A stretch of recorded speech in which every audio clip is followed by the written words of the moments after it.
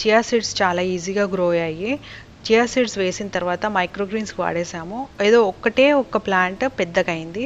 ఆ ప్లాంట్ పెద్దగా అయిన తర్వాత దీనికి ఇన్ని ఫ్లవర్స్ వచ్చాయి. ఫ్లవర్స్ చాలా బ్యూటిఫుల్ ఫ్లవర్స్ అనమాట. వైలెట్ కలర్ ఫ్లవర్స్ వచ్చాయి.